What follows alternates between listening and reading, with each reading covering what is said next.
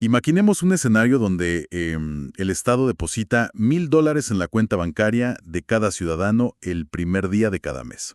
Y sin papeleos, o sea, sin requisitos previos. Exactamente, sin hacer una sola pregunta.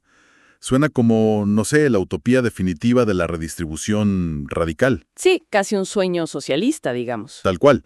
Pero la gran paradoja aquí es que hoy en día las voces más fuertes que exigen implementar esto no vienen de sindicatos revolucionarios. Vienen de los multimillonarios capitalistas de Silicon Valley. Exactamente. Y esa es la contradicción que nos trae hoy a esta inmersión profunda. Vamos a explorar a fondo un tema que, bueno, está en la mente de todos: la renta básica universal. O RBU. Que en su definición más técnica, digo para tenerlo claro desde el principio, es una asignación monetaria pública, incondicional y universal para toda la población. Y para este análisis tenemos una cantidad enorme de fuentes sobre la mesa. Desde informes macroeconómicos de BBVA Research, artículos de Forbes, debates filosóficos, hasta ensayos sobre economía marxista y libertaria. Sí, es un volumen de información gigante. Y antes de arrancar, creo que hay que hacer una aclaración súper importante para quienes nos escuchan hoy. Por supuesto, adelante. A ver, los textos originales que estamos analizando tienen posturas políticas muy marcadas. Hay argumentos apasionados de la izquierda, de la derecha, de todos lados. Sí, se pone bastante intenso en algunas partes. Totalmente. Y la aclaración es que en este espacio no vamos a tomar partido por ninguna de estas corrientes. O sea, nuestra misión es exponer la lógica, los datos y las críticas con total neutralidad. Exacto.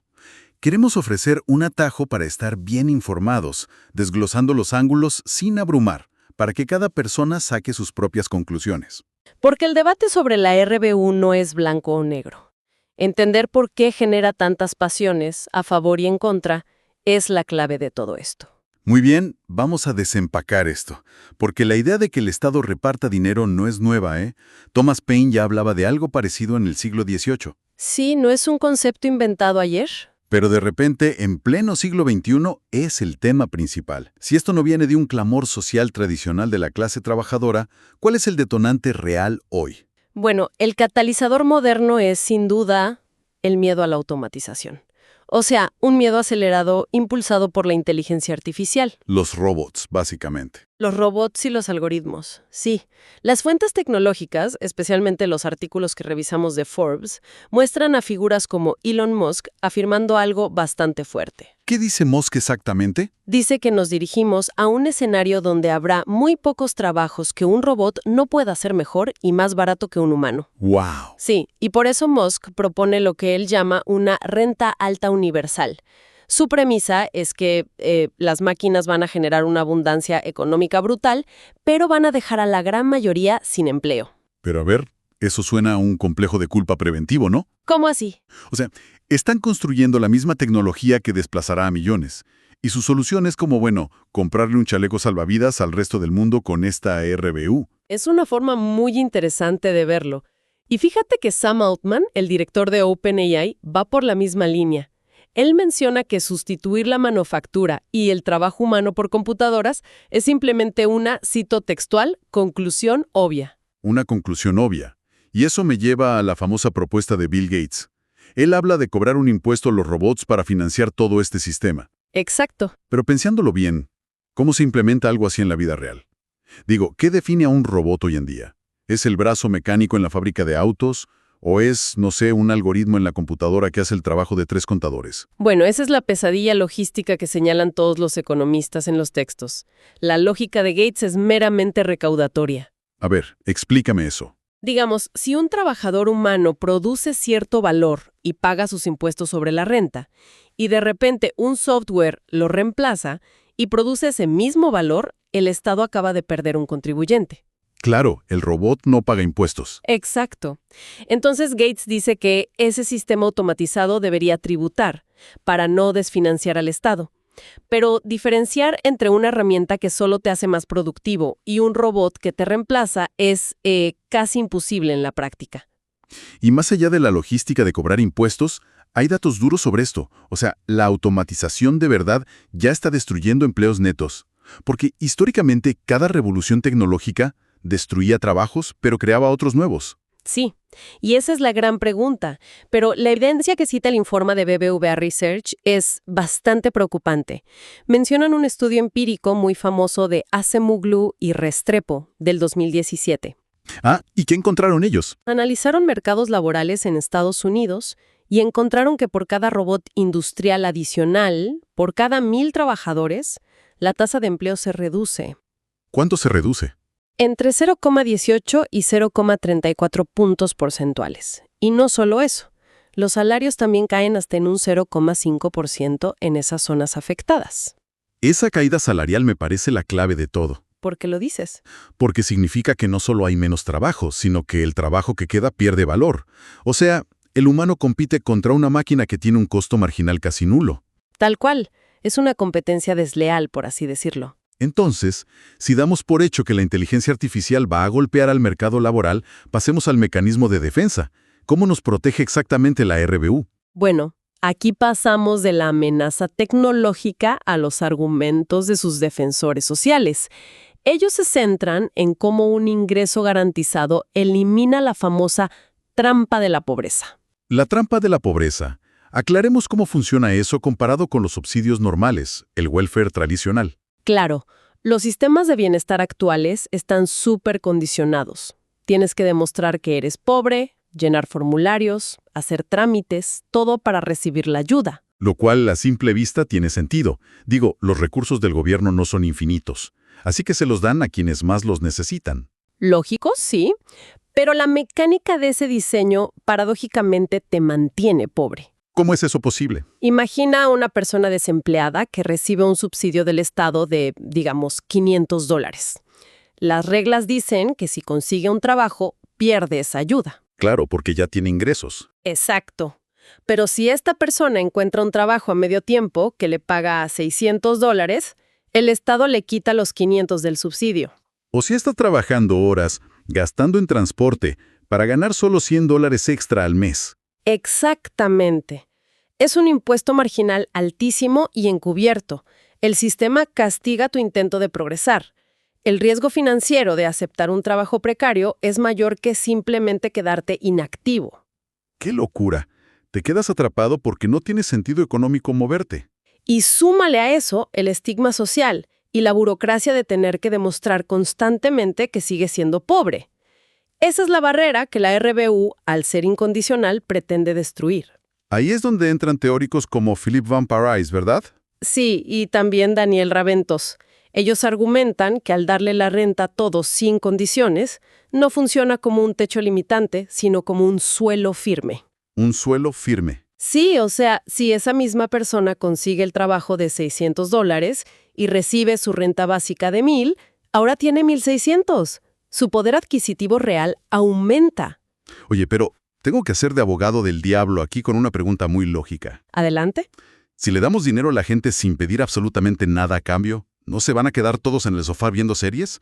Digo, los estudios muestran que pasa en la realidad. Es el miedo más común, sí. Pero la evidencia de los programas piloto muestra resultados muy contraintuitivos. ¿En serio? ¿La gente sigue trabajando? Sí. Mira, las fuentes citan encuestas muy detalladas que se hicieron en Cataluña y en el País Vasco para medir precisamente esto. Más del 80% de los encuestados afirmó que seguiría trabajando o buscando empleo activamente aunque recibieran la RBU. ¡Wow! Un 80% es altísimo. Altísimo. La tasa de los que dijeron que abandonarían el mercado laboral era apenas del 2 o 3%. Sí, pero, y aquí me pongo escéptico, responder una encuesta con buenas intenciones es una cosa. Otra muy distinta es levantarse a las 6 de la mañana a tomar el transporte público cuando ya tienes el dinero en el banco. Es un buen punto. ¿Por qué alguien decidiría seguir sometiéndose a la rutina laboral si ya tiene lo básico cubierto? La respuesta de Raventos es por el aumento del poder de negociación. La RBU no elimina el deseo de prosperar o de comprarte cosas mejores, pero sí te da la libertad real de rechazar la explotación. Ah, claro. Te da la opción de decir que no. Exacto.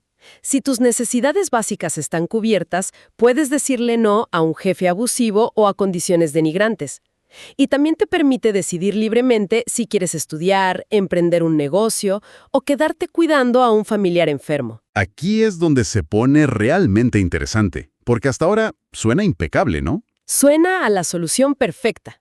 Erradica la trampa de la pobreza, te protege de los robots y te devuelve poder de negociación. Todo fantástico en el papel. Pero, Pero si es tan bueno, ¿por qué hay una resistencia tan feroz? Y no me refiero solo a cómo financiarlo. Hay una objeción moral profundísima. así es, pasamos del idealismo social a la crítica dura del liberalismo. Y aquí el trabajo del economista Juan Ramón Rayo en su libro Contra la renta básica es fundamental. Rayo ataca esto desde la praxeología, ¿cierto? Sí, la praxeología, que, para definirlo rápido, es el estudio metodológico de la acción humana basada en los propósitos y los incentivos individuales. ¿Y qué dice la praxeología sobre la RBU? Que el problema no es solo que sería carísimo o ineficiente. Para Rayo, la RBU es fundamentalmente injusta porque rompe el principio de reciprocidad de la sociedad. Rompe la reciprocidad. A ver, exploremos eso.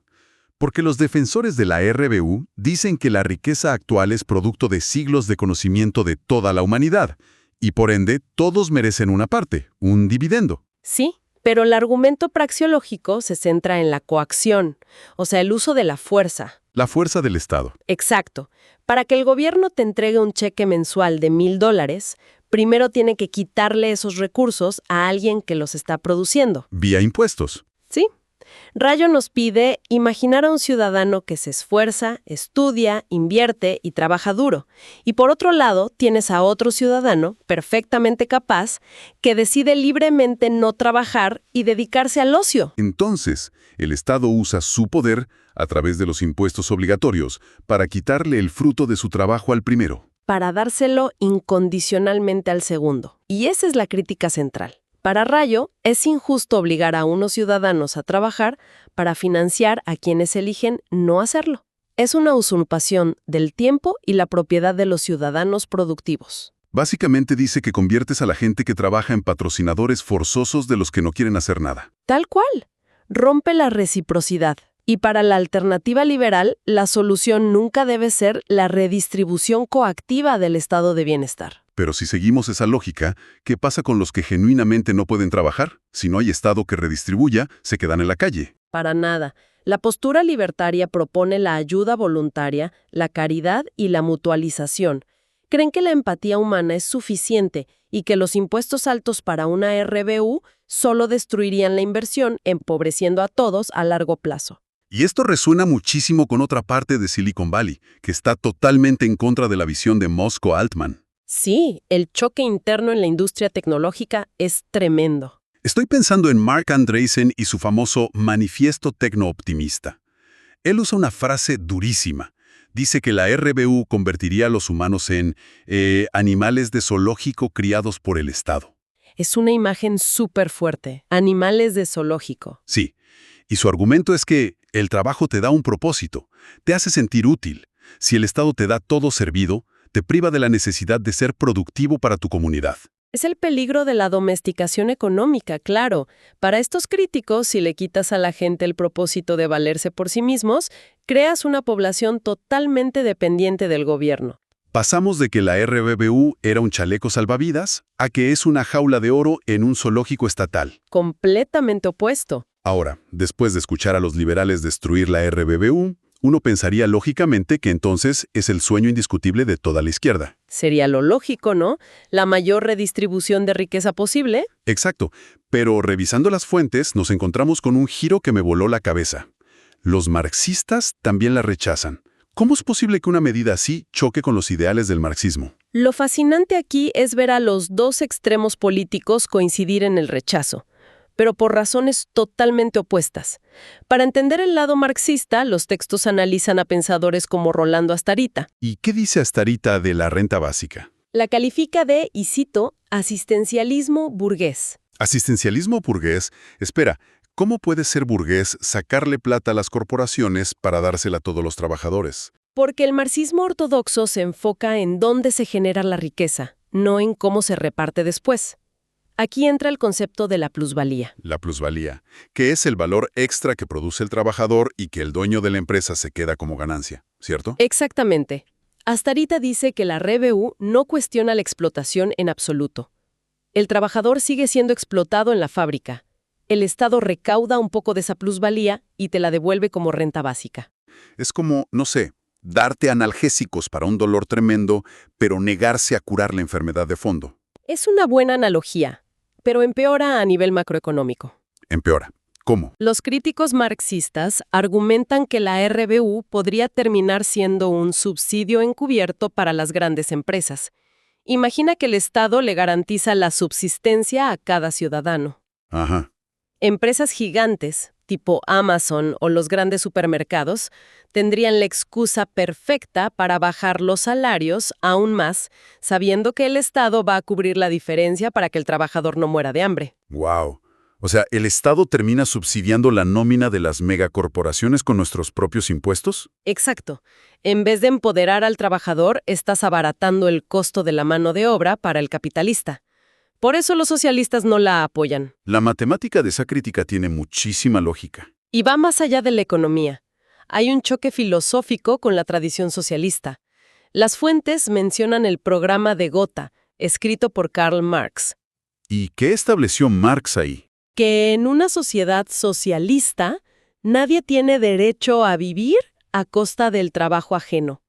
El socialismo exige el derecho a trabajar, sí, pero también la obligación de trabajar. Es increíble. Termina siendo el mismo argumento de Rayo sobre la reciprocidad y el vecino perezoso, pero desde la trinchera marxista. Los dos detestan la figura del rentista, ya sea un millonario viviendo de dividendos o alguien viviendo eternamente del Estado. Entonces, si la izquierda tradicional rechaza la RBU, ¿cuál es su alternativa? ¿Qué proponen para enfrentar el desempleo y la automatización? Se presenta la propuesta del Plan de Trabajo Garantizado. Autores como Rafael Carretero Moreno la defienden muchísimo.